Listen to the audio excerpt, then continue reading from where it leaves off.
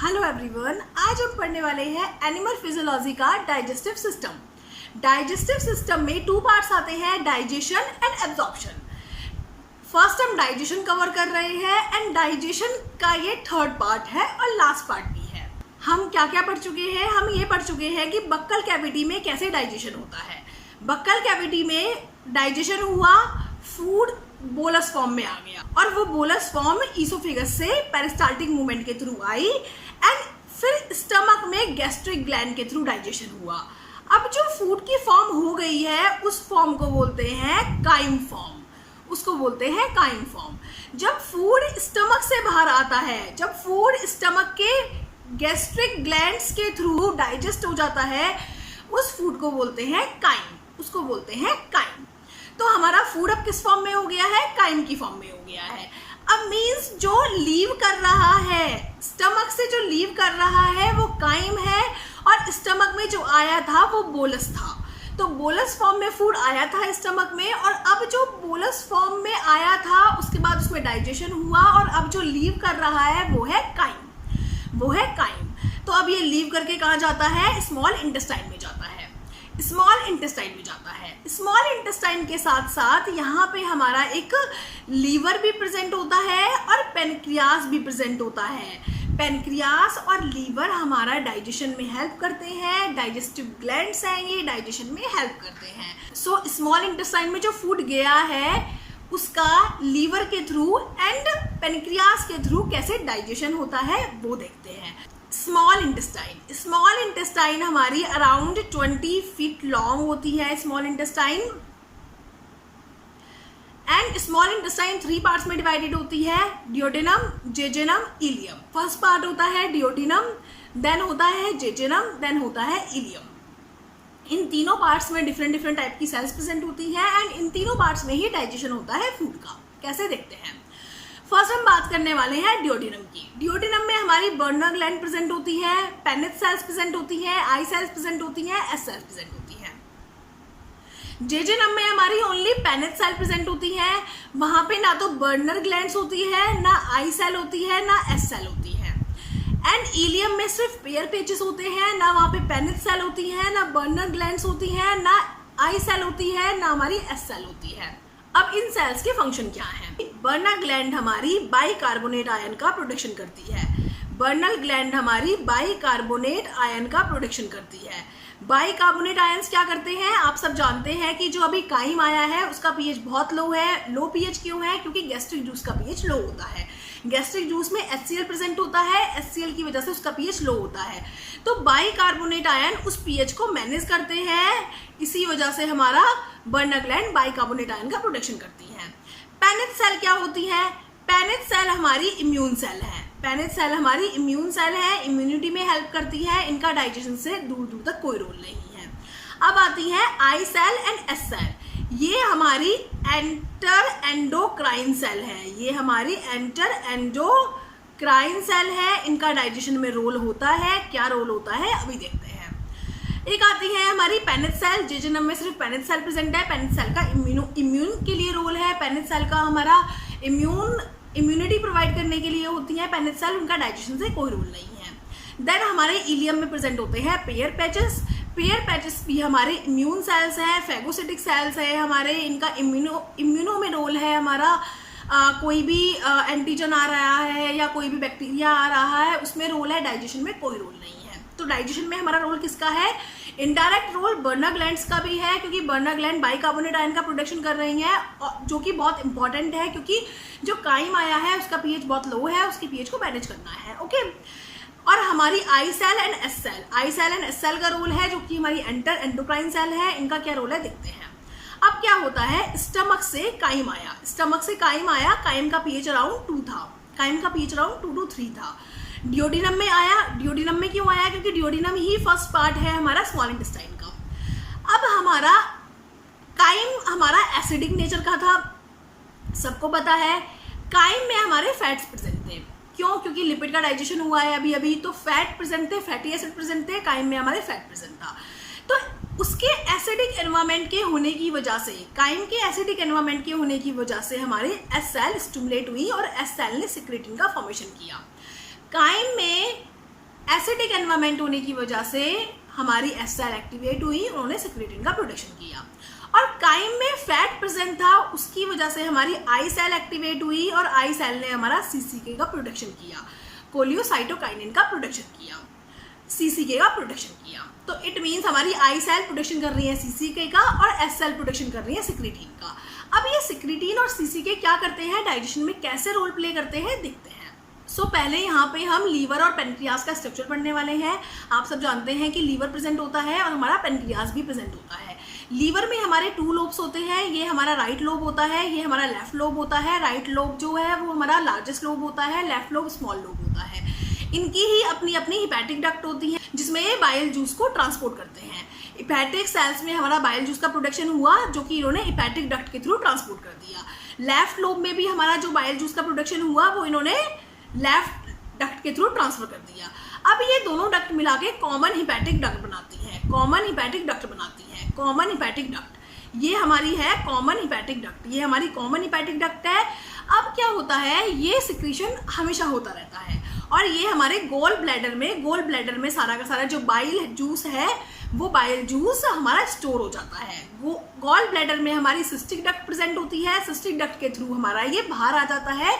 जब हमारा बाहर कब आ जाता है, जब हमारा इसकी रिक्वायरमेंट होती है, जब हमारा इसकी रिक्वायरमेंट होती है। ये तो हो गया हमारा लीवर। अब आता है हमारा पेनक्रियास। यदि हम पेनक्रियास की बात करें तो पेनक्रियास में ये हमारी पेनक्रिएटिक डक्ट होती है और यहाँ पे हमारी स्मॉल सेल प्रेजेंट होती है। इन सेल्स को हमने यहाँ पे दिखाया है। इनमें हमारी डक्ट सेल प्रेजेंट होती है, यहाँ पे हमारी डक्ट सेल प्रेजेंट होती है और इस जगह पे हमारी पेनक्रिएटिक एक्टिनी प्रेजेंट होती है। डक्ट सेल जो है वो हमारी सोडियम बाइकार्बोनेट आयन का फॉर्मेशन करती है, पेनक्रिएटिक एक्टिनी हमारे कुछ एंजाइम रिलीज करती है। अब ये होता कैसे कैसे है, इनका सिक्रीशन कैसे कैसे होता है वो अभी देखते हैं। अब क्या हुआ, यहाँ पे हमारी क्या आ रही थी, हिपैटिक डक्ट आ रही थी, यहाँ पे हमारी पेनक्रिएटिक डक्ट आ रही थी। ये दोनों मिलके हमारी बनाती हैं हिपैटोपेनक्रिएटिक डक्ट, हिपैटोपेनक्रिएटिक डक्ट जो कि हमारी हिपैटोपेनक्रिएटिक एम्पुला के थ्रू होती हुई निकलती है और डियोडिनम में ओपन होती है। इट मीन्स हमारा डियोडिनम पोर्शन जो है वो सिर्फ अपनी लोकेशन प्रोवाइड कर रहा है, साइट प्रोवाइड कर रहा है। उसमें डाइजेशन जिनकी वजह से हो रहा है वो है बाइल जूस और पेनक्रिएटिक जूस। बाइल जूस है, बाइल जूस गॉल ब्लैडर में सेव रहता है, एकदम से आ जाता है जैसे ही हमारा स्टमक से काइम आता है। क्यों आता है अभी देखते हैं। और पेनक्रिएटिक जूस जो है वो हमारा क्या है, सोडियम बाइकार्बोनेट आयन है और हमारे कुछ एंजाइम्स हैं हमारे, उनका भी प्रोडक्शन होता है जब काइम आता है। ओके और ये दोनों साथ में हिपैटोपेनक्रिएटिक डक्ट जो हमारी कॉमन डक्ट है, हिपैटोपेनक्रिएटिक डक्ट उसके थ्रू हमारी आती हैं और ओपन होती है डियोडिनम में। यहाँ तक बात समझ में आई कि हमारा लीवर है और हमारे पेनक्रियास हैं, लीवर और पेनक्रियास से कैसे फॉर्मेशन होना है बाइल जूस का एंड पेनक्रिएटिक जूस का। सेम यहीं पे हमें वही स्ट्रक्चर दिखाया है। यहाँ पे हमें यही बताया है कि ये हमारा लीवर है, हमारा लीवर में हमारा सारा का सारा जो लीवर का बाइल जूस था वो गॉल ब्लैडर में जाके सेव हो गया है। गॉल ब्लैडर में सिस्टिक डक्ट थी हमारी। अब क्या हुआ, ये हमारा स्टमक है और यहाँ हमारा पेनक्रियास है, ये हमारा पेनक्रियास है, ये जो पीछे की तरफ जा रहा है ये हमारा पेनक्रियास है।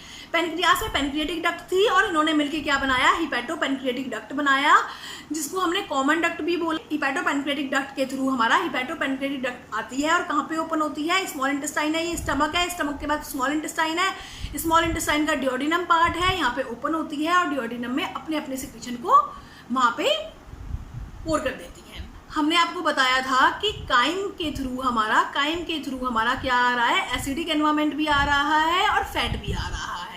एसिडिक एनवायरनमेंट की वजह से सिक्रेटिन का फॉर्मेशन हुआ, एसिडिक एनवायरनमेंट की वजह से सिक्रेटिन का फॉर्मेशन हुआ, फैट की वजह से हमारा सीसीके का फॉर्मेशन हुआ। ओके, सिक्रेटिन का फॉर्मेशन हुआ एस सेल के थ्रू और हमारा सीसीके का प्रोडक्शन हुआ आई सेल के थ्रू। ओके, तो अब क्या हुआ, फैट की वजह से सीसीके का प्रोडक्शन हुआ। तो सीसीके क्या करती है, सीसीके हमारा स्टिमुलेट करती है गॉल ब्लैडर को। गॉल ब्लैडर को स्टिमुलेट करना मतलब ये लीवर को स्टिमुलेट कर रही है, क्योंकि लीवर में ही गॉल ब्लैडर प्रेजेंट है। गॉल ब्लैडर स्टोर करता है लीवर के ही कॉन्स्टिट्यूएंट को, लीवर के ही कंपोनेंट को, लीवर के ही बाइल जूस को स्टोर करता है। क्या होता है, लीवर हमेशा हमारा बाइल जूस फॉर्म करता रहता है, बट वो धीरे धीरे करके स्टोर होता रहता है गॉल ब्लैडर में। एंड गॉल ब्लैडर से जब जाता है, जब उसकी रिक्वायरमेंट होती है। रिक्वायरमेंट कब होती है, जब हमारा स्टमक से काइम आता है। काइम की वजह से हमारा सीसीके का प्रोडक्शन होता है, क्योंकि काइम में फैट है। सीसीके के प्रोडक्शन होने की वजह से गॉल ब्लैडर स्टिमुलेट होता है और हमारा बाइल जूस का सिक्रीशन करता है। बाइल जूस हमारा 500 ml पर डे आता है, या बोल सकते हैं 0.5 लीटर पर डे आता है बाइल जूस हमारा। ओके, अब सीसी के किस पाथवे के थ्रू गॉल ब्लैडर को स्टिमुलेट करता है? सीसी के जीपीसीआर पाथवे के थ्रू स्टिमुलेट करता है। जीपीसीआर पाथवे के रिसेप्टर पे आके बाइंड होता है। जीपीसीआर पाथवे रिसेप्टर एक्टिवेट होता है जो कि जी सेल को एक्टिवेट करता है। जी सेल पीसीआर को एक्टिवेट करते हैं, फॉस्फोलाइपेज सी को, ये हमारा IP3 को एक्टिवेट करता है। IP3 की वजह से कैल्शियम आता है और कैल्शियम फाइनली हमारा स्टिमुलेट करता है, किसको स्टिमुलेट करता है? गॉल ब्लैडर को, कि अब वो अपना जो कंटेंट था उस कंटेंट को रिलीज कर दे डियोडिनम में, उस कंटेंट को स्मॉल इंटेस्टाइन में डियोडिनम में रिलीज कर दे। ओके, अब बाइल जूस जो है हमारा उसका pH 8 है, बाइल जूस का। और बाइल जूस में बाइल पिगमेंट प्रेजेंट होते हैं, that is biliverdin and bilirubin. दो कंपोनेंट प्रेजेंट होते हैं, बिलीवर्डिन एंड बिलीरुबिन। अब ये करते क्या है? ये हमारे फैट का इमल्सिफिकेशन करते हैं, फैट का इमल्सिफिकेशन करते हैं। लीवर हमेशा बाइल जूस का प्रोडक्शन करता है, बट उसको स्टोर करता है गॉल ब्लैडर में, और गॉल ब्लैडर को कौन स्टिमुलेट करता है? जिससे कि वो हमारा डियोडिनम में अपने सिक्रीशन को पोर कर दे, उसको स्टिमुलेट करते हैं हमारा सीसी के किससे आया है? सीसी के हमारा काइम से ही आया है। काइम के वजह से ही सीसी के आया है। काइम में फैट था और फैट ने हमारा आई सेल को स्टिमुलेट किया कि वो सीसीके का प्रोडक्शन करे। सीसीके का फंक्शन हो चुका है, अब हम सिक्रीटीन का फंक्शन देखते हैं। सिक्रीटीन क्या करता है? पेनक्रियास में मैंने आपको बताया था कि पेनक्रिएटिक डक्ट होती है, पेनक्रिएटिक एकिनी होती है। पेनक्रिएटिक डक्ट जो है हमारी, वो सोडियम बाइकार्बोनेट आयन का प्रोडक्शन करती है, और पेनक्रिएटिक एकिनी हमारी एंजाइम्स का फॉर्मेशन करती है। एंजाइम्स को अभी हम देखते हैं, पहले हम सोडियम बाइकार्बोनेट आयन देखेंगे। क्यों देखेंगे? क्योंकि इस वक्त जो काइम है उसका pH ज़्यादा है, उसकी pH को मेंटेन करने की कोशिश की गई है, क्योंकि बाइल जूस जो है उसका pH भी 8 है, बट स्टिल वो सफिशिएंट नहीं हो पाता उसके pH को मेंटेन करने के लिए। इसलिए पेनक्रियास के डक्ट सेल से, पेनक्रियास की यहाँ पे डक्ट सेल प्रेजेंट है, और यहाँ पे हमारी एकिनी सेल्स प्रेजेंट है, पेनक्रिएटिक एकिनी सेल प्रेजेंट है, जहाँ से हमारा एंजाइम का फॉर्मेशन होना है। तो पेनक्रिएटिक डक्ट सेल से ये हमारी डक्ट सेल है हमारी, और ये हमारी एकिनी सेल्स है हमारी। तो हमारी डक्ट सेल से हमारा सोडियम बाइकार्बोनेट का प्रोडक्शन होता है, अब कैसे होता है देखते हैं। होता क्या है, हमारा एसिडिक एनवायरनमेंट था, एसिडिक एनवायरनमेंट होने की वजह से सिक्रीटीन का प्रोडक्शन हुआ। सिक्रीटीन ने क्या किया? जीपीसीआर पाथवे के थ्रू जी प्रोटीन को एक्टिवेट किया, एडेनाइल साइक्लेज को एक्टिवेट किया, उन्होंने साइक्लिक एएमपी को एक्टिवेट किया, जिसने साइक्लिक एएमपी बाइंड हुए पीकेए से, पीकेए एक्टिव हुआ, और पीकेए ने हमारा डक्ट सेल को एक्टिवेट किया, जिससे कि डक्ट सेल हमारे सोडियम बाइकार्बोनेट आयन का प्रोडक्शन कर सके। तो हमारा एस सेल का ये रोल होता है। 2 टाइप की सेल्स थी, I cell, S cell. Okay, Brunner gland भी थी, बर्नर ग्लैंड ने भी ट्राई किया कि उसको पीएच को मेंटेन कर ले, बट वो इतना इफेक्टिवली पीएच को मेंटेन नहीं कर पाती। तो हमारी 2 टाइप की सेल्स बचती हैं, I cell and S cell. I cell का काम क्या था? आई सेल सीसीके का प्रोडक्शन करते हैं, जो कि हमारा लीवर के गॉल ब्लैडर से बाइल जूस को एक्सट्रैक्ट करने का काम करता है। ओके, अब सेकंड सेल थी हमारी एस सेल हमारी सिक्रीटीन का प्रोडक्शन करती है। क्यों करती है? क्योंकि हमारा एसिडिक एनवायरनमेंट आता है काइम से, एसिडिक एनवायरनमेंट सिक्रीटीन का प्रोडक्शन करने के लिए मजबूर करता है एस सेल को। अब सिक्रीटीन का प्रोडक्शन हो चुका है, तो सिक्रीटीन जो है हमारी, सिक्रीटीन का वर्क क्या है कि वो डक्ट सेल को स्टिमुलेट करेंगी कि डक्ट सेल हमारा सोडियम बाइकार्बोनेट आयन का प्रोडक्शन करे, यहाँ पे हम अभी पेनक्रिएटिक एकिनी की बात नहीं कर रहे हैं, सिर्फ पेनक्रिएटिक डक्ट सेल की बात कर रहे हैं। डक्ट सेल कौन सी थी? जो हमारी यहाँ पे प्रेजेंट होती है, वो होती है हमारी डक्ट सेल, उनसे हमारा सोडियम बाइकार्बोनेट आयन का प्रोडक्शन हो। ओके, पर किसके थ्रू एक्टिवेट किया? जीपीसीआर पाथवे के थ्रू एक्टिवेट किया। अब कैसे हुआ सोडियम बाइकार्बोनेट आयन का प्रोडक्शन देखते हैं। ये हमारी पेनक्रिएटिक डक्ट सेल है, कहाँ प्रेजेंट है ये सेल? ये हम बात कर रहे हैं इन सेल्स की, ये जो हम बात कर रहे हैं ना, ये हमारी इन सेल्स की बात कर रहे हैं, ये सिंपल एक सेल की बात कर रहे हैं। ओके, अब इस सेल में हमारे 2 सरफेस होते हैं। जो plasma side blood side present है उसको बोलते हैं हम बेसल सरफेस। हमेशा याद रखना, जो plasma side blood side present होता है उसको बेसल सरफेस बोलते हैं, इस साइड की सरफेस को बोलते हैं ल्यूमन। इसको बोलते हैं ल्यूमन, इसको बोलते हैं basal part, basal surface. Okay, अब करती कैसे है? जब हमारा सिक्रेटीन आती है वो डक्ट सेल को स्टिमुलेट करती है। डक्ट सेल हमारे 5 टाइप के चैनल्स को एक्टिवेट करते हैं।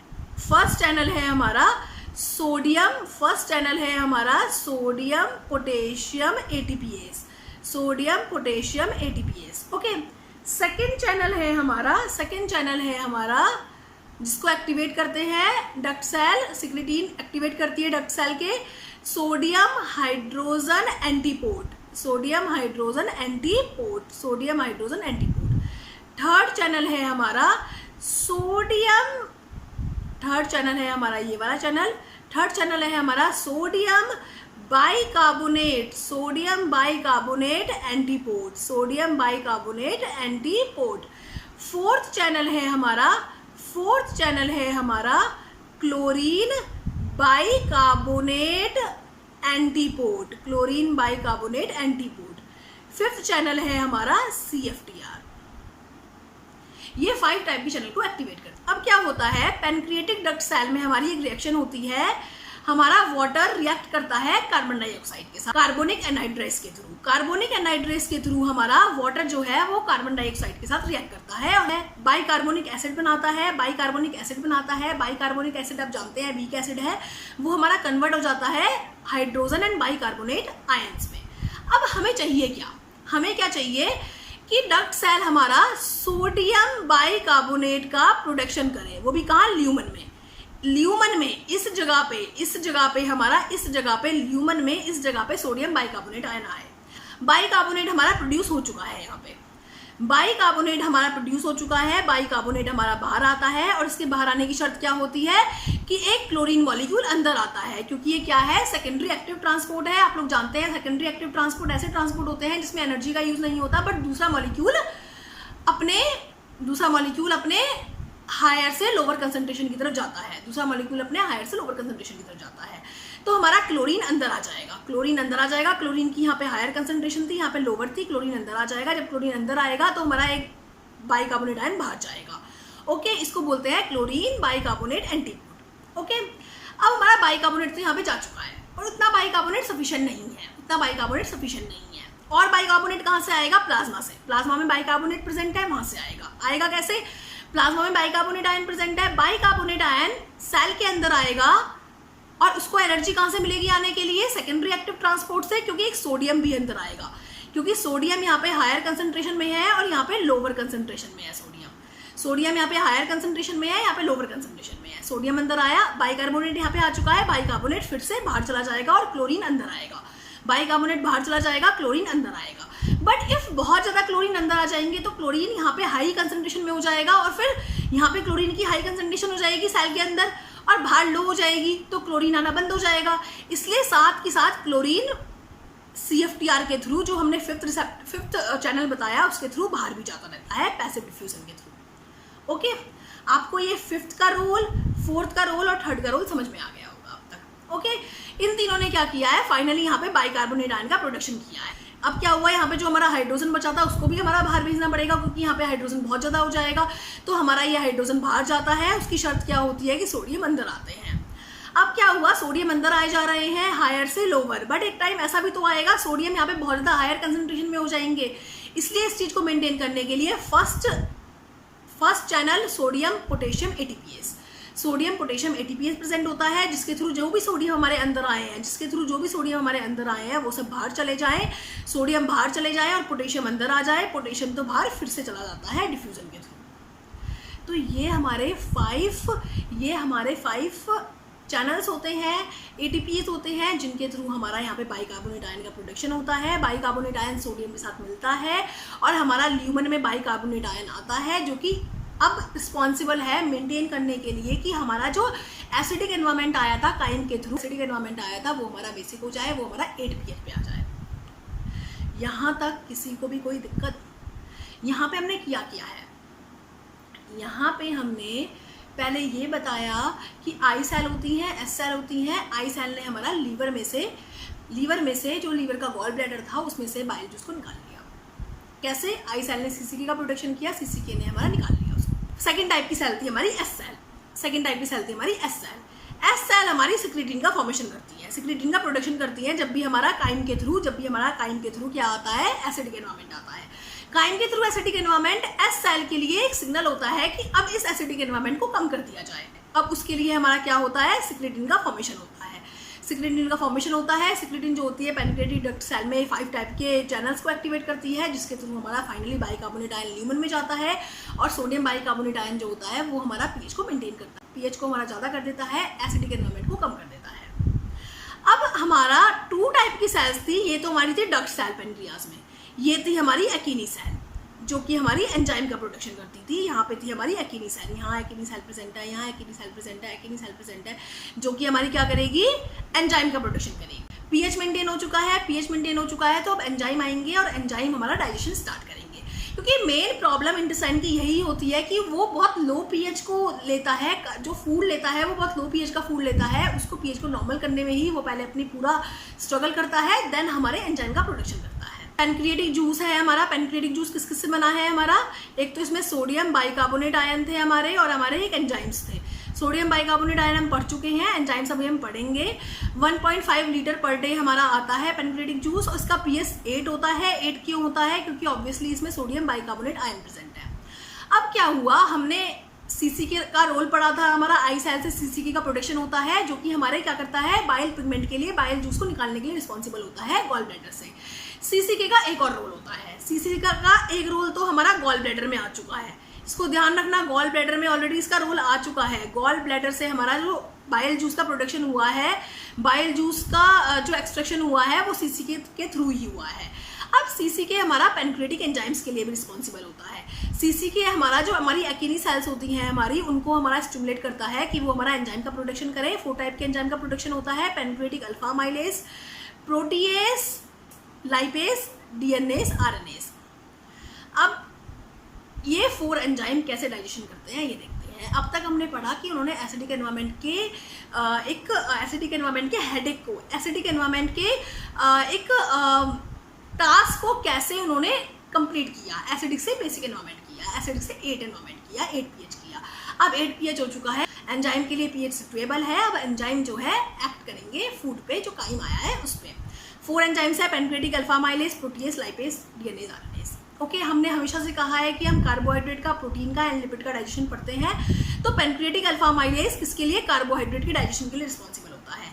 स्टार्च और ग्लाइकोजन होता है, स्टार्च और ग्लाइकोजन हमारा माल्टोट्रायोस, इसकी स्पेलिंग गलत लिखी है, माल्टोट्रायोस का फॉर्मेशन करता है एंड डेक्स्ट्रिन का फॉर्मेशन करता है। हमारा स्टार्च और ग्लाइकोजन को माल्टोस में, माल्टोट्रायोस में एंड डेक्स्ट्रिन में ब्रेक कर देता है। पैनक्रिएटिक अल्फा माइलेज, बट इसमें भी वही कंडीशन आ जाती है, पैनक्रिएटिक अल्फा माइलेज हमारी अल्फा 1,4 बॉन्ड को तो ब्रेक करता है, बट अल्फा 1,4 टर्मिनल बॉन्ड, यदि अल्फा 1,4 टर्मिनल बॉन्ड है हमारा, उसको ब्रेक नहीं करता। और यदि हमारा ब्रांचिंग वाला बॉन्ड है, अल्फा 1,6 हमारा ब्रांचिंग बॉन्ड है, उसको भी हमारा टच नहीं करता। तो हमारा इससे माल्टोज आ गया है, माल्टोट्रायोस आ गया है, डेक्स्ट्रिन आ गया है। मतलब इंटेस्टाइन में भी, स्मॉल इंटेस्टाइन में भी, अभी ड्यूडेनम पार्ट में भी कंप्लीट डाइजेशन नहीं हुआ है कार्बोहाइड्रेट का। ओके, नेक्स्ट देखते हैं कि ये लिपिड के एंड प्रोटीन के डाइजेशन को कैसे परफॉर्म करता है। अब आता है प्रोटीन का डाइजेशन। प्रोटीन के डाइजेशन के लिए हमारे 4 एंजाइम्स होते हैं हमारे, एक है हमारा ट्रिप्सिनोजन, एक है हमारा काइमोट्रिप्सिनोजन, एक है हमारा प्रोइलास्टेस, एक है हमारा प्रोकार्बोक्सीपेप्टाइडेस। ट्रिप्सिनोजन, काइमोट्रिप्सिनोजन, प्रोइलास्टेस, प्रोकार्बोक्सीपेप्टाइडेस, ये सब इनएक्टिव फॉर्म होती हैं, इन सबको एक्टिव करना जरूरी होता है। ट्रिप्सिनोजन हमारी एक सेल्स प्रेजेंट होती है हमारी स्मॉल इंटेस्टाइन में ही, उसके थ्रू हमारा ट्रिप्सिन में कन्वर्ट हो जाता है। ओके, उसके थ्रू हमारा ट्रिप्सिन में कन्वर्ट हो जाता है। फिर ट्रिप्सिन हमारा इन सबको एक्टिवेट करता है। ट्रिप्सिन काइमोट्रिप्सिनोजन को काइमोट्रिप्सिन में कन्वर्ट करता है, देन प्रोइलास्टेस को इलास्टेस में कन्वर्ट करता है, देन हमारा प्रोकार्बोक्सीपेप्टाइडेस को कार्बोक्सीपेप्टाइडेस में कन्वर्ट करता है। अब हमारे पास ट्रिप्सिन आ चुका है, काइमोट्रिप्सिन आ चुका है, इलास्टेस आ चुका है, कार्बोक्सीपेप्टाइडेस आ चुका है। ट्रिप्सिनोजन को एक्टिवेट किया है हमारे इंटेस्टाइन सेल्स ने, और हमारा काइमोट्रिप्सिनोजन को, प्रोइलास्टेस को, प्रोकार्बोक्सीपेप्टाइडेस को एक्टिवेट किया ट्रिप्सिन ने खुद। ओके, अब ये जो 3 हैं हमारे, ये हैं हमारे एंडोपेप्टाइडेस, ये है हमारे एंडोपेप्टाइडेस, एंडोपेप्टाइडेस है हमारे। और ये जो हमारा प्रोकार्बोक्सीपेप्टाइडेस है, ये है हमारा एक्सोपेप्टाइडेस, ये है हमारा एक्सोपेप्टाइडेस। एंडोपेप्टाइडेस, ट्रिप्सिन क्या करता है, ट्रिप्सिन हमारे जो बेसिक अमाइनो एसिड होते हैं बेसिक अमाइनो एसिड होते हैं उनके बॉन्ड को ब्रेक करता है। काइमोट्रिप्सिन क्या करता है, जो हमारे एरोमेटिक अमाइनो एसिड होते हैं, एरोमेटिक अमाइनो एसिड होते हैं उनके बॉन्ड्स को ब्रेक करता है। इलास्टेज क्या करता है, जो हमारे एलिफेटिक अमाइनो एसिड होते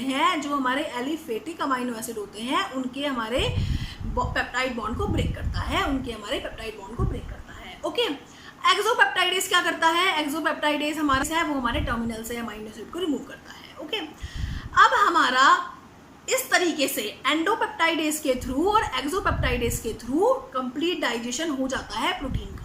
देन हमारा लिपिड का डाइजेशन, कार्बोहाइड्रेट का प्रोटीन का डाइजेशन हो चुका है। लिपिड के डाइजेशन के लिए लाइपेज प्रेजेंट होता है। लाइपेज सेम होता है जो हमारा lingual lipase and gastric lipase होता है, सेम उसकी तरह ही होता है। F1 एंड F3 को रिमूव कर देता है बट F2 को रिमूव नहीं करता। फिर हमारा जो न्यूक्लिक एसिड प्रेजेंट होते हैं उनका डाइजेशन हो जाता है डीएनएज आरएनएज के थ्रू। जो भी न्यूक्लिक एसिड हमारे कोई भी सेल्स प्रेजेंट है, न्यूक्लिक एसिड प्रेजेंट है हमारे फूड में, तो हमारा उनका डाइजेशन स्मॉल इंटेस्टाइन की डुओडेनम में हो जाता है। अब आता है हमारा जेजुनम एंड इलियम।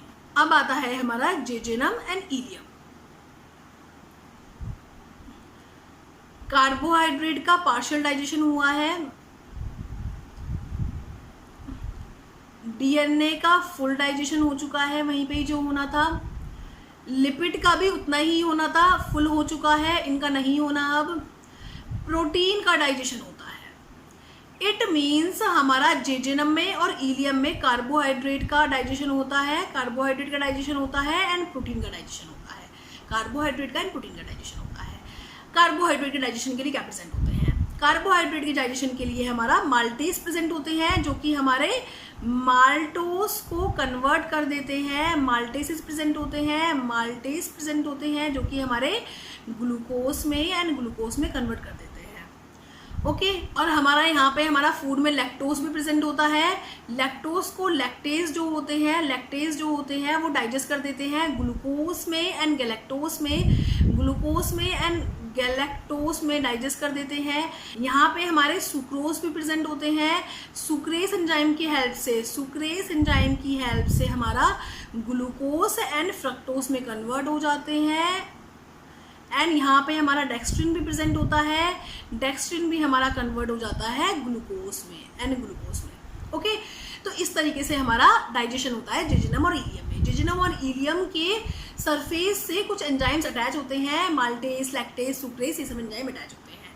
प्रोटीन का डाइजेशन कैसे होता है, कुछ एक्सोपेप्टाइडेज अटैच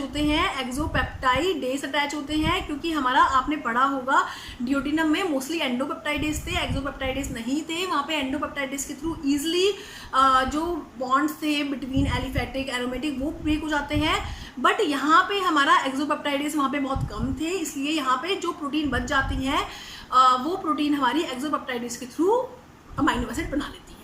तो यहाँ पे हमारा जेजुनम में और इलियम में सरफेस से कुछ एंजाइम्स होते हैं, वो एंजाइम्स रिस्पॉन्सिबल होते हैं हमारा कंप्लीट डाइजेशन करने में, कार्बोहाइड्रेट का भी और प्रोटीन का भी। लिपिड का एंड डीएनए का डाइजेशन यहाँ नहीं होता, ये सिर्फ डिओडिनम में होता है। हमारा कार्बोहाइड्रेट का एंड प्रोटीन का डाइजेशन जेजुनम एंड इलियम में हो जाता है। अब क्या हुआ है, हमारा स्मॉल इंटेस्टाइन में हमारा डिओडिनम में हमारा डाइजेशन हो गया, फिर हमारा जेजुनम में एंड इलियम में डाइजेशन हो गया है। अब वो डाइजेस्टेड फूड कहाँ जाएगा, वो डाइजेस्टेड फूड जाएगा लार्ज इंटेस्टाइन में, बट लार्ज इंटेस्टाइन में कोई डाइजेस्टिव एंजाइम प्रेजेंट नहीं होता। तो लार्ज इंटेस्टाइन, तो हमारा बोल सकते हैं कि लार्ज इंटेस्टाइन जो है वो हमारा डाइजेशन में कोई रोल प्ले नहीं करता। इसको हम एब्जॉर्प्शन में पढ़ेंगे। लार्ज इंटेस्टाइन को यहाँ पे डाइजेशन में कोई रोल प्ले नहीं करता है। सिंपल फूड हमारा लार्ज इंटेस्टाइन में जाता है और हमारा अनडाइजेस्टेड मटेरियल यहाँ से रिमूव हो जाते हैं। कुछ एब्जॉर्प्शन होता है, वो हम एब्जॉर्प्शन के केस में पढ़ेंगे कि लार्ज इंटेस्टाइन एब्जॉर्प्शन करने में कैसे हेल्प करती है।